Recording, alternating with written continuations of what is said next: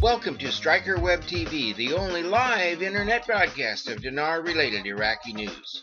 Stryker Web TV is sponsored by DinarCorp.com. They have been brokers of the new Iraqi dinar since 2003. Dinar Corp stands for one thing above all else, a commitment to you, the customer. This, coupled with time-honored values like honesty, integrity, and higher standards of service. Their customer dedication has allowed them to earn the trust and respect of the currency community worldwide. The Stryker team of dedicated newshounds has searched the major Iraqi news feeds to bring you the latest articles from around the net. Stryker is committed to bringing you his commentary on the latest news, rumors, and articles, as well as guest appearances by the movers and shakers within the dinar community. Our motto is, the facts start here. Now, without further introductions, here's Stryker.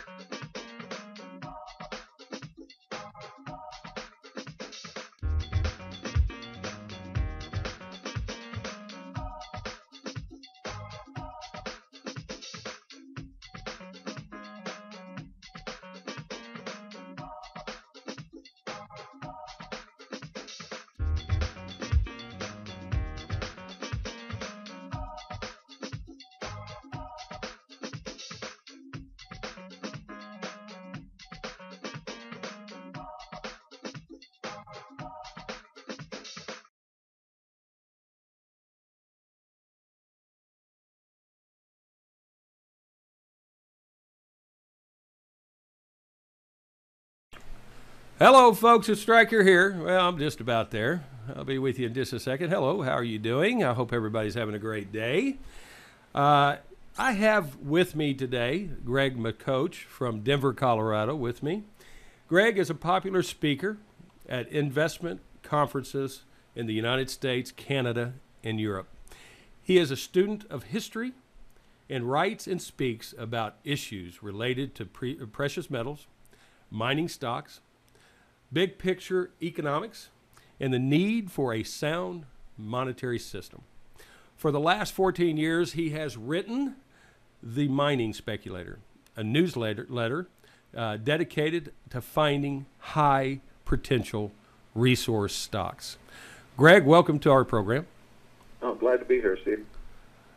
And Greg, we met because of the last time we talked, actually, was earlier this year. We were discussing your comments made from the interview you did at a conference in Vancouver, Canada.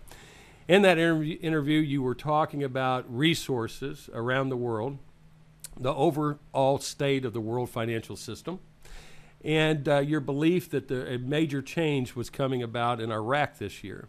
That interview was posted on YouTube, and if my memory corrects me, serves me right, I'm sorry, you had over 2,000 hits within an hour. Is that right? 52,000 hits within the first 2 days. Yeah. Yeah, I think you're at like 78,000 now. Last time I looked, anyway. Yeah, I know it's been highly viewed.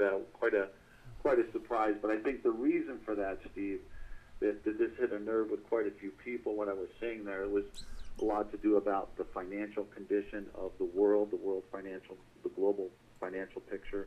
And more importantly, the biggest reason, I think, was the potential for Iraq to have a revaluation of their currency.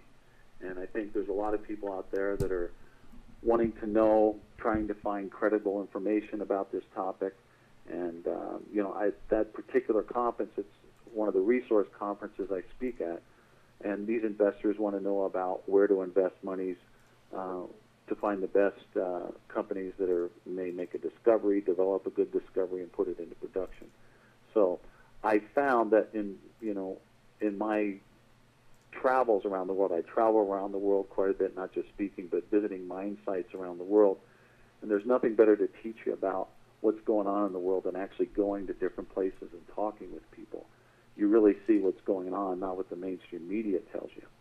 And, a lot of the what we call safe jurisdictions in the world that where resources have been mined, a lot of those resources, all the easy pickings or the low-hanging fruit, so to speak, has already been plucked. And so now it's getting harder and more difficult and more expensive to try to make new discoveries in those safe areas. So now the world's going to have to push into these other areas that have been war-torn, not safe, basically chaotic, where modern exploration methods have not been tested or used yet. And so that was my comments, and I just felt like Iraq in particular, I just feel like that country in particular, because of its oil and because of other minerals such as gold and uranium, that this country is ripe for moving forward. And in order for that to happen, the currency has to be revalued. And I felt like later this year, this could become a reality. Well, here we are, and I think a lot of this has all come together. So we're in a good space. And I too think the same. Greg, could you do me a favor? Can you turn your volume up a little bit on your phone? Is that a possibility? Yeah, how's that? Yeah, a little more if you can. A little better? Okay. That's great. Right there we go. Okay, perfect. Okay, what was it that made you make this progress? I can't even say it. Prognostication. Prognostication. That's what I'm trying to say. Earlier this year, I told you I was going to fumble that word. We were having a talk earlier, folks, and I love that word he used in our conversation, and I tried to use it, but you know what? It's just too big for me. Anyway, what made you do that earlier this year? Many would say with the current turmoil in Iraq, this just can't happen right now. So, and I get emails all the time, Greg. Because people are watching the mainstream media. But can you enlighten us a little bit on that? Yeah. One of my core beliefs as an investor and a newsletter writer is that in order to consistently make money, you need to understand the big picture economics and what I refer to as the masters of mayhem, i.e. the politicians and the banksters, what they're doing. So much of what determines the direction of our investments is affected by politics. So despite my huge disregard for these people, we must understand what they are up to and what brand of politics they subscribe to. This all came about, these big picture economics. Your blog, you guys follow the day-to-day happenings, in the dinar world, trying to figure out what's going on in the country on a day-to-day basis. I've been in this. I don't follow it day-to-day. I just look at the big picture economics. And I made that prognostication in January that I thought, after 8 years of owning dinar myself, I've never been more excited about the possibility of something happening with a revaluation than I am right now. And, when I first bought dinar, I bought dinar 8 years ago, stuck them in a safe place, and basically forgot about it, right? The thing is, these big picture economic ideas, let me just share a few. This is the reason I wrote this free report. I've been getting so many questions from people about this lately, and I just figured it was time for me to just state my beliefs and put it out there and see what happens. The big picture economics that are changing right now, the world financial system is choking on debts and liabilities that can't be sustained. We've been kicking the can down the road for a long time. Many of us know that the world financial system could have crashed multiple times in the last 15, 20 years. Alan Greenspan himself has, in interviews, has openly said to the public that this event could have happened many times, some of which the public knew about and some they didn't know about. The most obvious was the 2008 crisis, which, I was telling people about the derivatives and, the problems with Fannie Mae and Freddie Mac. People thought I was crazy, and then all of a sudden it happened, and, they're going, well, how did you know that? Well, you have to do the critical thinking. You have to look in areas that most people don't look at from a media standpoint. The mainstream media is not going to tell you that. And so a lot of these big picture economics are changing in favor of Iraq, a place that has lots of assets to back up a currency. Currently, they don't have a currency of their own that's available in the world market. So what has to happen, there has to be a revaluation in order for them to be a world trading partner. And, there's all kinds of challenges that are happening in the system, challenging the U.S. dollar reserve currency status. And I've always said the end of the game for the United States was when foreigners were no longer willing to hold dollars.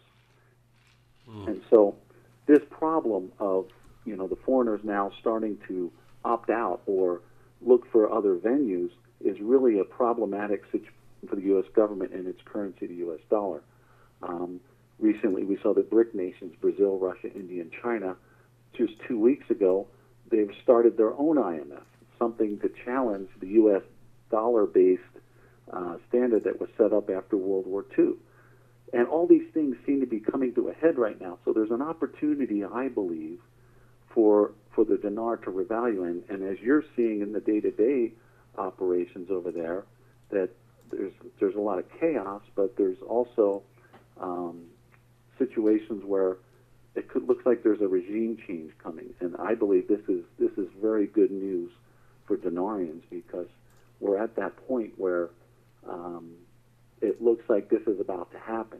So once that does happen and they get the right people in there, I think the final monetary reforms that would need to happen could soon follow. And that's what we do very well at Stryker Blog, Stryker Web TV, and Blog Talk Radio. We watch this in such a under a microscope. I mean, we look at the day-to-day operations. That's why I was so happy, to say the least, when you agreed to come on with us to look at the bigger picture of world economics and things like that, because we get inundated on the day-to-day. When you bring up the new government and some of the research we've done over the years, Greg, we look at, there's a fine definition of understanding with the Iraqi Reform Committee that states that Iraq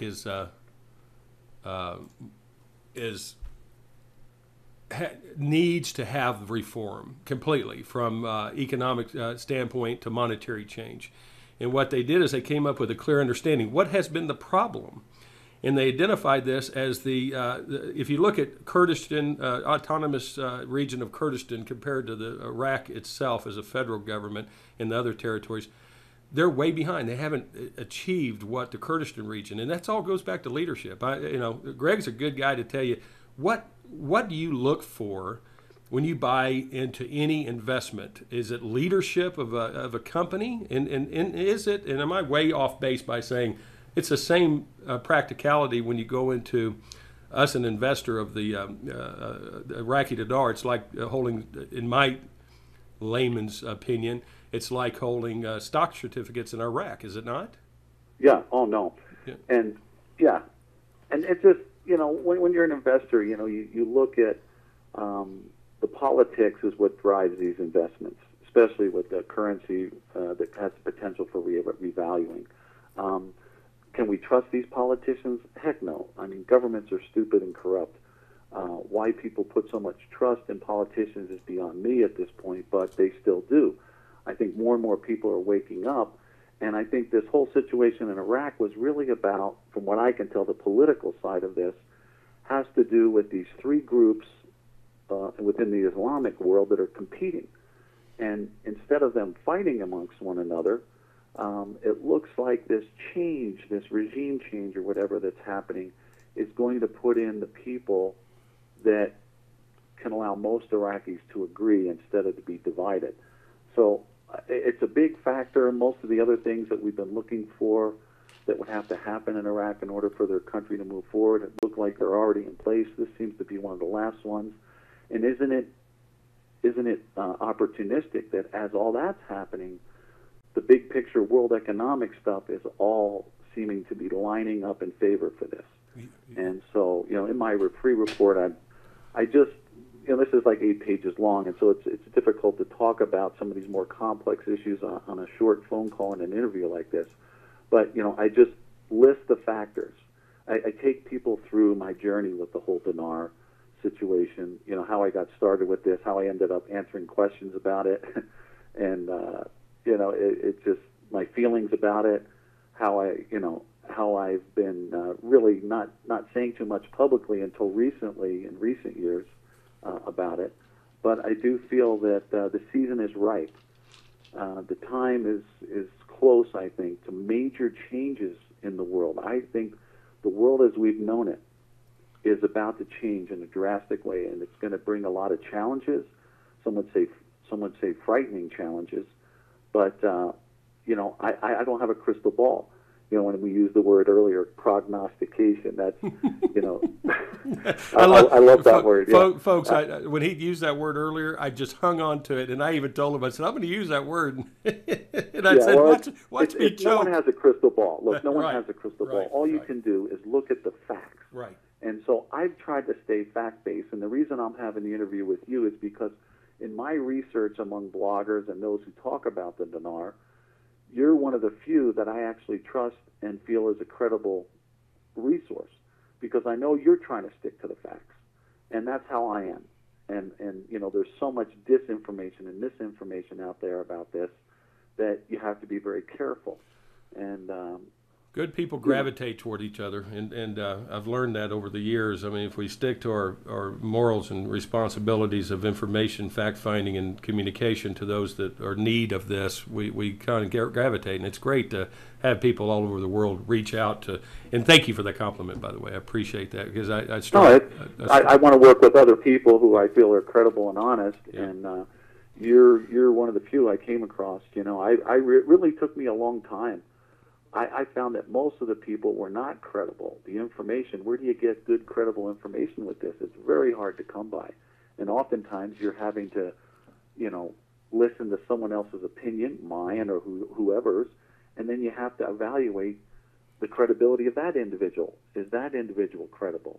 Right. Are they doing this for the right reasons, or is there monetary compensation? Then it draws red flags for you, blah, blah, blah. Right. I'm okay with people making money for a good service. I have no problem with that. But there are issues out there with people who are not doing this for the right reason, and I felt like you were the right person for me, for the right venue to start this process of starting to report more about the dinar. I figure I'm going to do a post once a month. If it dictates more, if something really starts to happen, I'll write more about it and post it on my site for anybody to access free. Oddly enough, I think we had this conversation before. Instead of having conversations about the dinar revaluing, I think we're going to start needing to have conversations. Okay, what do we do if it does happen and we have some money? Right. Okay. I've never made any prognostication or any guess at rates or dates. I think it's really impossible to know any of that. That most of that information is really going to be kept close at hand until it actually happens. And then oftentimes with speculations like this, it never happens the way we expect. And if it does happen, it'll happen quickly, and you may find yourself with a bunch of money. So I've had people asking me lately, "Well, Greg, what do we do with it? What in this environment where it's like shifting sands, and it's hard to know where to place any money. It's not like there is any safe investment out there other than precious metals." But then you don't want to run on gold too either, because of some event like this. We were talking about that earlier. Share with me what you were sharing. We were talking about earlier about, a lot of people say put it all in gold. But what's your thoughts about that, Greg? Well, no, I mean you have to look around at what's real. I think paper currency. Look, the paper currency system as it exists now, fiat paper money. Most governments are corrupt, have been abusing their system of credit for so long, and have debts and liabilities that they can't sustain. We're at the end game with that. The whole system was based off the U.S. dollar as the reserve currency. And now we have foreigners who are challenging that from Brazil, Russia, India, and China. And these people are basically, looked at as an enemy to the bankers who run that show. So as all this is going on, as all this chaos, I've always felt like the dinar would revalue not in a tranquil period, but in a period of chaos. Mm-hmm. There's only three possible political conditions at any one given time. One is liberty, the second is tyranny, and the third is chaos. All political systems are variations or combination of these three. So look at America right now. Which one are we in? Well, we're kind of in a liberty-tyranny deal, getting ready for chaos, right? Right. Iraq has known nothing but tyranny and chaos for the last, several decades, and looks like before they could ever experience true liberty, freedom, or wealth, they're going to have to go through yet more chaos. So it's important to understand, what's happening in the overall environment so that you know how to invest. Precious metals has to be the first item on the list to acquire with newly found funds because it's real, you want to take delivery of it, and you want to learn how to store it correctly. These are just things conversations that I think we need to start happening instead of putting so much emphasis on when it's going to happen or what rate it's going to happen. Hey, there's a good chance it's going to happen, so get ready for it. And I think it's one of those deals where you're going to have to act quickly because the shifting sands in the world political system, world financial system are going to be topsy-turvy, crazy, chaotic. What might be a good one day may not be good the next day. It's really hard. I have billionaire subscribers who have told me they're just trying not to lose money right now.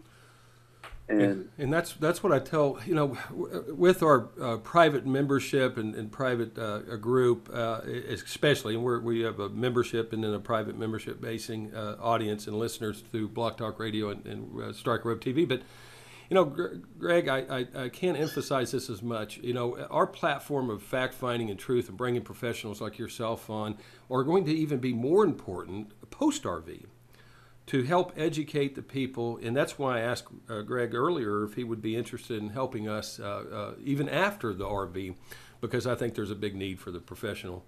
Absolutely, I've been doing seminars lately, like just little, people who know me who've asked, "Hey, Greg, we'd like to have a little dinner party. We have about 30 friends coming over. We'd love you to just talk to us about these issues, right?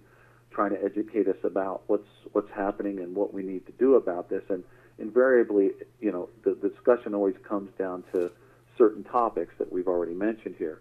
And I just try to take people through what I believe will be a series of things that you need to do. You want to be in real assets. You want to diversify into things like raw land, real estate that's cheap, on the cheap, that you could use, precious metals, diversifications into real things, because paper assets look like they're going to have a terrible time as currencies devalue. I mean, once the game with the dollar reserve currency is up, that's it for the U.S. government. Yeah. The currency will wake up in one morning, the dollar will lose 50% of its value, right? And the government at that point is the bankrupt government. Hell, the United States has been bankrupt for a long time. The only reason they keep getting away with it is because foreigners have to hold dollars. So we keep creating this money out of thin air, and foreigners have to hold it, so they allow us to continue this whole shenanigan. Well, I've always said this game will end when foreigners no longer want to hold dollars, and that day is here now. Mm-hmm. So the problem I understand too, and correct me if I'm wrong, Greg, is China is holding about 1.7 trillion in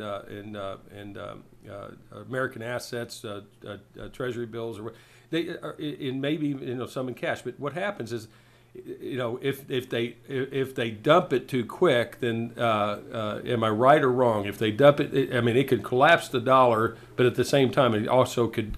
They can't dump it quick enough at this point, because it would the dollar would devalue and they'll lose money. But over time, with more countries making memorandums of understanding to do business within their own currency, that's a very big concern, is it not? Oh, absolutely. Why do you think China's buying so much gold?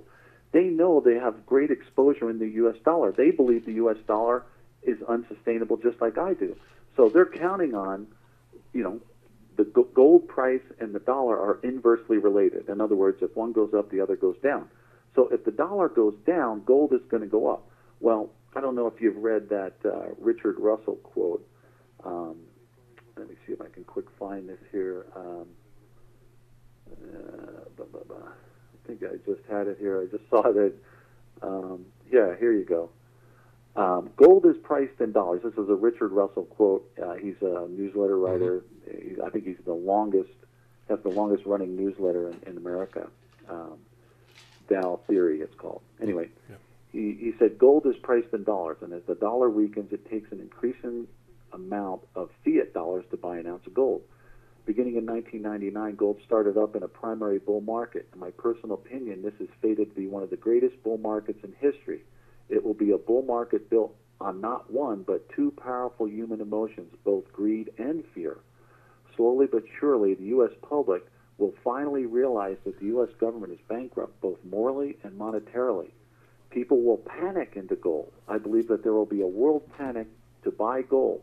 This will set off one of the wildest and most explosive bull markets in history. Personally, I believe we are on the cusp of this happening. I believe this could happen within the next 6 to 12 months. And I tell people conservatively, gold is going to $10,000 an ounce. That's a conservative estimate. Wow. It's going way higher than that. And this is what Richard Russell also understands this. Why?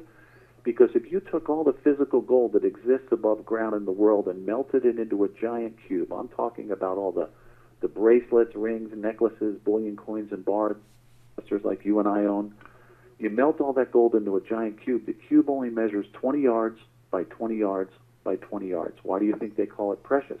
Okay? So when you think about the oceans of fiat money that would suddenly kick into gear trying to buy this tiny little asset class called precious metals, there would be no room to receive it. And that's what's going to drive these precious metal prices in the stratosphere as this fiat currency-based system of the dollar being the reserve currency crashes. All right? Gold and silver prices will go literally into the stratosphere. So, again, where do we want to? We want to own physical gold and silver. That has to be part of the solution to protect ourselves from losing any newfound monies. I believe, like they say, most lottery ticket winners, they don't understand the principle of money or how to invest it or how to make it grow. I think it's like 70% of lottery ticket winners become bankrupt within 7 years of winning the lottery.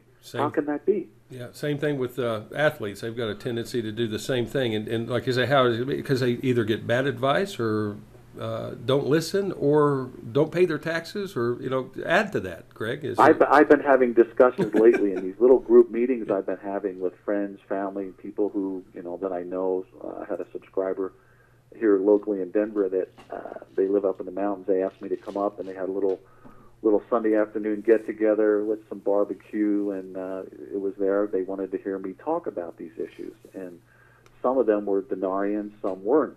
And I think after the meeting, they all became Dinarians. So, and I think they're all oriented. They all understand why they need to own gold. And then the question is, well, where's a safe place? I talk about this in the report. The 4 questions I've gotten as a speaker over the last 14 years in Europe, Canada, U.S. No matter where I go, there's 4 questions that come up more than any other. And one of those is, Greg, where's the safe and reliable place to buy gold, right? And my answer has always been the same. It's Amerigold.com. There you go. What are we in inflation, Greg, or deflation? This is a question that I get all the time. Right now, we're mildly deflationary as the Fed is getting ready to tinker yet again, trying to maneuver, trying to play God with the financial system. These guys don't know what they're doing. They're making all kinds of mistakes, and it's amazing. It's almost a miracle they've been able to get away with it as long as they have before it all blows up. But we're getting very close now to some major changes in the system, and this is a lot of people don't want to hear this, right? Nobody likes change. They want to know that things are going to keep going. But anybody with a brain at this point has to see that something is grossly wrong, and that there's big changes that have to occur. The bankers know this. The politicians know it. I believe what they're the powers that be right now, what they're going to try to derive from this crisis is more power and control for themselves, and that means less liberty and freedom for us.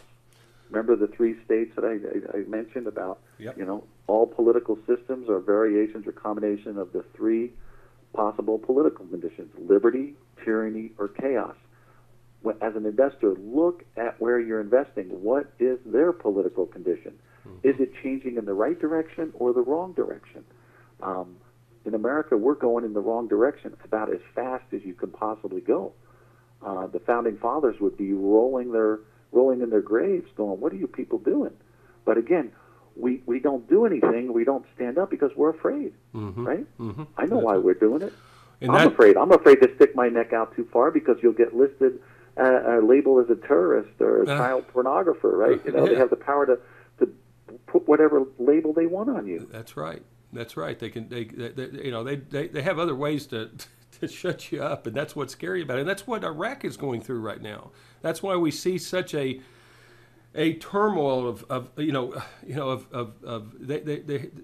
afraid Maliki can stay in power, and I tell people this all the time. He ain't out until he's out. But we're right, and they've got a deadline, and the deadline has been extended for a few days. But you know what? We're right there. And we're watching this thing develop. Let me ask you a question, Greg. I don't know if you're aware of this or not, but Turkey, the central bank governor, Central Bank of Iraq's governor, Abdul Basat Turki, came out in March or something like that, and they April, May, somewhere in that area, and now they've announced that they are offering gold ingots. It reminds me of the days in the 70s and 80s of Krugerrand. Okay, that they're offering it to local Iraqis for investment. Is this the same principle that you're saying that diversification is it a ability for the Central Bank of Iraq to make money? Or is I think it's a smart thing. Look, the Chinese government has been teaching their own citizens to buy gold. Okay, now look, if every Chinese citizen, if they all went out and bought 1 ounce of gold, it would swamp the gold market, right? Mm-hmm. So still, there's such a small portion of the population that still even understands why you need to own gold. You have an opportunity right now to focus on that and get in ahead of the curve. Because once the masses come into this, like I said, this tiny little asset class known as gold. Look at all the gold mining companies in the world. Their total market cap doesn't even equal that of like Cisco Systems and McDonald's, for crying out loud. Right. That's how small this market is. So it's tiny by comparison. And gold is a commodity. When things are going well in the world economy and there's no need for gold because of a safe haven investment, gold is used for jewelry and some industrial applications. It's a commodity. Right. But what we're witnessing now, gold is moving from its status as a commodity to its status as money. And it's the ultimate form of money. You won't need to cash out of gold into another currency because everyone at that point will want the gold that you have. You can get anything you want. They say it in history, I'm a student of history, I've studied these times over and over again. When push comes to shove and governments lose control of their fiat currency experiments, which always end in disaster, the ones who own physical gold and have it in their possession make the rules, okay? Until things get sorted out again. So, you want to make sure that you own physical purchases of gold and you have possession of it. If you're not in possession of your gold as all this happens, you're probably not going to benefit from it. Because most of what I see out there are certificate programs, pooled accounts, ETFs that are all fraudulent. They don't have the metal to back up the money you sent them. So when push comes to shove and you need to get your gold or you need to be paid the return, they won't have the money because they don't have the corresponding asset that went up in value, right? So a lot of this stuff is fraudulent, and I think it's smart on the part of the Iraqi central bank governor to teach his people to own gold. I believe that Iraq is if these people could just get their heads together, they could be one of the most prosperous countries in the world. And when you look at, from a biblical perspective, Iraq was one of the most prosperous lands in the world. And it says that in the last days, they will yet again become a prosperous land. Well, how's that going to happen? They're in the middle of Chaostan, right? A region that Richard Maybury refers to as Chaostan, aptly named, and a very wise wordsmith that, aptly named this area because of all the chaotic things that happen. There's wars and rumors of wars constantly. And it's hard to have any stability. And it's, there's nothing but power seekers that look to run a tyrannical situation. Look at Maliki. I mean, look at his demands as he's saying he's going to leave office, but he wants this whole list of demands. Well, it's crazy what this guy's asking for, right? What does he think he is? Does he think he's Caesar or something that he can demand all this? This shows you how out of control politicians get. That most of the people you see that run for office are power seekers at heart. And these are not the type of people you really want. You want more the people like we had, and not to say they were perfect, they were imperfect, and they made a lot of mistakes, the founding fathers. Okay, they could have done some things better. But you need statesmen like that who are willing to try to keep moral values at a high level. You don't see that today. Moral values are thrown out the window, and the belief system is now that government is God, right? Right. And the bigger government is the solution to every problem. But most people know that the bigger government represents a bigger problem than the solution. So we're in a tough time, and gold just is an anchor. I think should be the rock of your portfolio, the rock of building a solid portfolio. It's at the foundation of any solid portfolio in any time. I think the time we're coming in now, though, is very, very chaotic, and there's going to be a lot of wealthy people who will lose a lot of their money because they kept it in paper assets. Let's take an example right now of the stock market. The stock market, these valuations in the Dow and the S&P, and this is ridiculous. There's no possible way this can be sustained. And if you really understand this, how did it happen? Well, look at the balance sheet of the Federal Reserve since 2009. The chart goes straight up. It mirrors the S&P index perfectly. So this tells you that all this money that's been created by the Fed, this quantitative easing, where has the money gone? It's created a bubble in the stock market. People have put it in stocks. So it's pushed these valuations to absurd levels. Now the Fed is saying, well, we're going to have to back off on quantitative easing. Well, in reality, it's just a manipulative move. How long can they possibly do that without crashing the economy? The economy is so dependent on this quantitative easing. And isn't it just crazy that they use these terms to confuse people? This is just nothing but creating money out of thin air, right? Right. How can that be good? History shows that never has a good conclusion. It always ends in inflationary panic and disaster. Do we think that we're somehow exempt from this? Obviously, our leaders and many people do, but it's just not so. And now the consequence phase for all literally decades of abuse is now going to be heaped on us, and most people are not prepared for it. It's a lot to take in sometimes, isn't it, Greg? It is, but I just think, you have to look at the positives in life. I try to make the best out of every day. I hope for the best. I prepare for the worst. And I try to get as much happiness out of every day I can. I try to tell everybody I love and care about that I want to do things, and I want to make the most out of every day I can with them. So that's all we can do. The rest of this stuff's out of our control. Right. But I'm telling you, there's a window here. If we're just lucky enough that this happens, we have to be wise enough to make sure we use these monies in an appropriate manner, right, and not let it ruin us. Yeah. Okay. So there's real opportunity here. Please go to truthaboutdinar.com. That's the free opt-in to get my report. It's about an 8-page report. I hope you read it. I hope it gives you some better understanding about this whole investment in the dinar. And let's just cross our fingers and see where this goes. I'll be glad to do more interviews with you in the coming months, coming weeks, depending on how things work out. But I'm real positive that something can work out here. Well, folks, I've had this up on the screen for ever since you mentioned it, www.truthaboutdinar.com. That's where you can get Greg's. How many pages is it? 70, how many pages? I think it's 8 pages long. Oh, 8 pages. 8 pages. 8 pages, yeah. And my graphic artist was just finishing this up, so if it's not working yet, it'll be working very quickly, very soon here. I don't know where. I got to make a correction. I don't know where I got 70 pages of this. No, 7. Yeah, it's 8 pages long. Yeah, it's an 8-page, and it's just my feeling. I could be wrong. Yeah.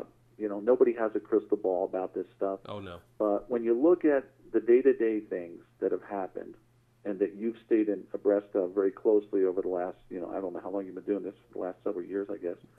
5, yeah. And then you take the big picture economics, and all this to me is coming together in a culmination of factors. in this report, you'll read about an organization that it's known as the International Energy Agency, IEA, and they just released a report called World Energy Special Outlook on Iraq. Okay, in that report, they concluded that in 2035, they make projections in 20-year windows. The oil prices would be $215 a barrel if Iraq could increase its oil production by 266% from 3 million barrels per day to 8 million barrels per day, right? Right. Now, right. Can you imagine what it would mean to the world oil price if Iraq doesn't deliver into this projection? And these guys are looking at everything, right? So this is an incredible statement putting heavy critical importance on the country of Iraq to produce more than double of what they've been producing over a long period of time.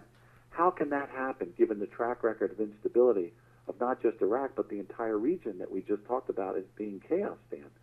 You know, but being, you know, I believe that Iraq is the key piece in the energy supply puzzle for the future of the entire globe. And the powers that be know something must be done to get this on track. And I now believe that that effort's underway.